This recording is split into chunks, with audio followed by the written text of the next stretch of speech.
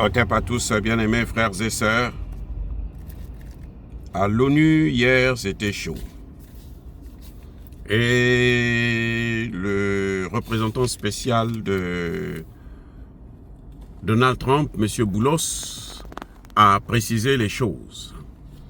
Et aussi Mme Sanders, qui est la sous-secrétaire d'État chargée des affaires africaines, ont présenté une conférence de presse. Elle a présenté une conférence de presse avec Boulos, bien sûr. Et les choses sont plus précises, plus claires maintenant. C'est comme je disais tantôt. D'abord, à l'ONU, le représentant spécial des États-Unis, l'ambassadeur des États-Unis ou le représentant de l'ambassadeur des États-Unis ou le représentant spécial, pas le représentant permanent des États-Unis aux Nations Unies, a bien été clair sur la question de la RDC. Il dit ceci: nous en avons marre des négociations qui ne changent rien.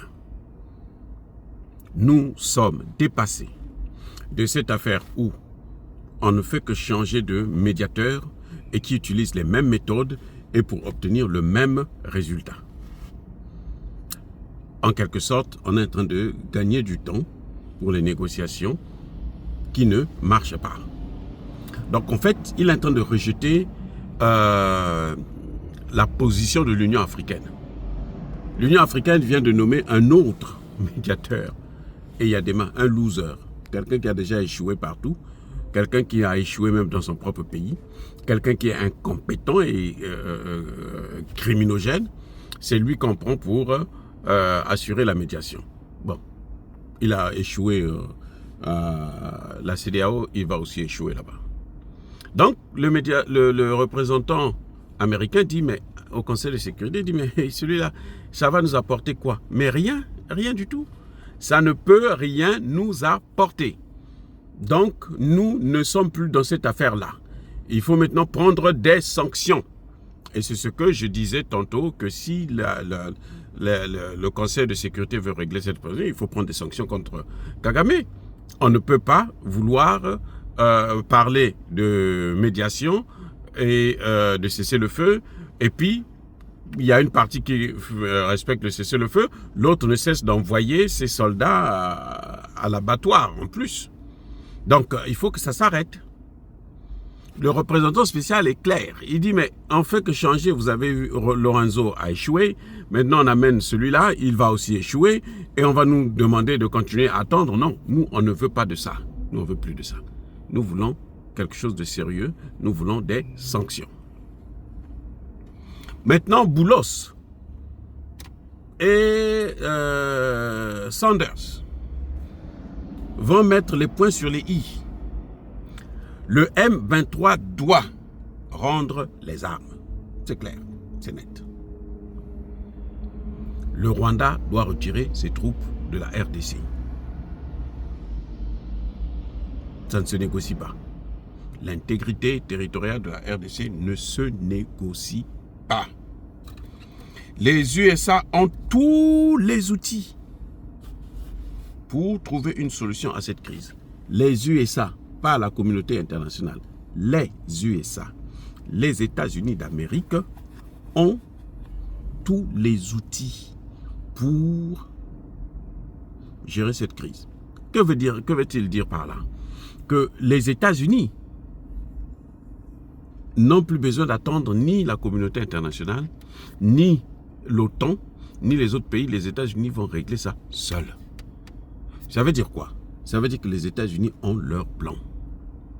Puisqu'on a demandé au M23 de déposer les armes, on a demandé à Kagame de retirer ses troupes. Kagame ne veut pas. Donc, nous allons prendre nos dispositions, d'autres dispositions, contraires à celles que la France est en train de vouloir entretenir au niveau des Nations Unies et avec l'Union africaine. C'est-à-dire nommer encore un autre médiateur qui va faire son cinéma, ainsi de suite. Au Qatar, Kagame a dit qu'il va retirer ses troupes, il revient, il envoie encore d'autres troupes. Il y a eu, comment on appelle, la SADC, il y a eu l'EAC, la SADC et l'EAC, la MONUSCO, les Nations Unies. Tout ça, c'est des négociations qui ne marchent pas. Donc les Américains disent que nous avons les moyens, les outils pour gérer cette crise. Les États-Unis, leur rôle, d'après ce que Boulos et Sanders précisent, est d'assurer l'intégrité territoriale. Pas d'un seul pays, mais de tous les pays de la sous-région. Donc, ils doivent assurer l'intégrité territoriale de la RDC, ils doivent assurer l'intégrité territoriale du Burundi, ils doivent assurer l'intégrité territoriale du Rwanda. Chacun doit rester chez soi et gérer ses ressources que Dieu lui a données. En fait, c'est ça qu'ils sont en train de dire. Nous avons élaboré notre propre stratégie, disait-il. Nous avons élaboré notre propre stratégie. On n'est plus dans la résolution de l'ONU. Kagame ne veut pas respecter ça, alors nous allons faire aussi ce que nous devrons faire. Nous aussi, on ne va plus respecter la résolution de l'ONU, on ne va plus respecter la voix de l'ONU, nous allons respecter notre voix à nous-mêmes, celle que nous avons choisie, celle que nous avons décidée. Vous avez vu que les États-Unis n'ont pas répondu à Paul Kagame quand il a insulté, il les a envoyés se faire foutre. Vous vous souvenez de ça, non?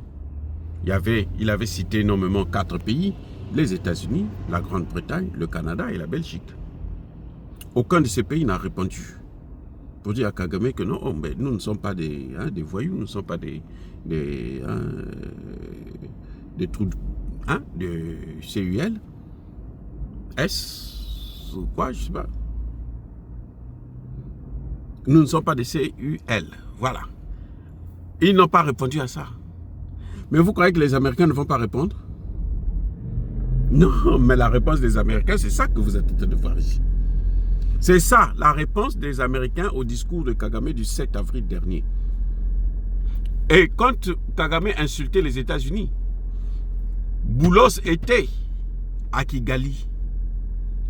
D'ailleurs, Kagame l'avait fait exprès pour narguer Boulos, pour dire à Boulos que ça, c'est pas les États-Unis. Nous, ici, c'est l'Afrique et moi, je contrôle le continent africain. Parce que moi, j'ai dit que cette situation-là, c'est moi qui vais la gérer. Vous voyez? Et les États africains sont avec lui parce que la France le soutient. Et la France a les pays francophones qui font tellement du bruit pour se faire entendre et ne rien foutre dans leur propre pays. Les pays africains francophones, là, c'est ça. Hein? Il n'y a aucun pays africain francophone qui s'en sort encore.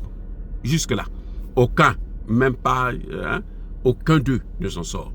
Donc, ils sont en train de montrer, Kagame a voulu faire croire à Boulos que non, ici, ça c'est pas l'Amérique, puisqu'il a dit, vous avez vos problèmes là-bas, réglez ça. Ici en Afrique, là, laissez-nous régler nos problèmes nous-mêmes. Moi, je suis le patron de l'Afrique, laissez-moi régler ça. Les Américains, Boulos est parti, il est venu, il a expliqué à ses chefs, aux Américains. Il nous a expliqué. Nous, on connaît ce qui s'est passé. Donc, voilà la réponse. Nous avons une stratégie. Nous avons une solution. Nous avons les outils. Voilà. Ce qui revient à dire que pour Kagame, là, les carottes sont cuites. Mais encore une fois, je répète que moi, je n'attends pas cette solution. Je ne compte pas sur les États-Unis. Parce que ce sont eux qui ont créé cette situation. Quand on oublie cet aspect des choses, alors on peut aveuglement compter sur les États-Unis. Mais quand on n'a pas oublié cet aspect des choses, on ne compte pas sur les États-Unis. Parce que les États-Unis, si eux, ils règlent ce problème, ça veut dire que les États-Unis ne font que corriger leurs propres bêtises. Et de toutes les façons, s'ils ne le font pas, eux-mêmes, ils le payeront. Comme ils sont en train de le payer avec la Chine, comme ils sont en train de le payer avec la Russie. Voilà, les amis. Donc, moi, je compte sur les Wazalendo.